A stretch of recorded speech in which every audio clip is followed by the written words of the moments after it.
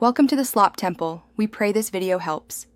In this video, I will show you how to connect your Elecom Bluetooth mouse.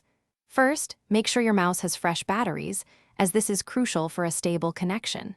Next, activate Bluetooth on your computer or tablet. Finally, position your Elecom mouse within about 1 meter of your device to ensure a strong signal during the pairing process. These initial steps are quick and easy to complete. Now, let's get your mouse ready for pairing. Find the small pairing button, usually located on the bottom of your Elecom mouse. Press and hold this button down for approximately 3 to 5 seconds. You will notice the LED indicator light on the mouse begin to flash rapidly, which signals that it is now in pairing mode and ready to be discovered by your computer. With your mouse in pairing mode, it's time to connect it to your computer. Navigate to your computer's Bluetooth settings.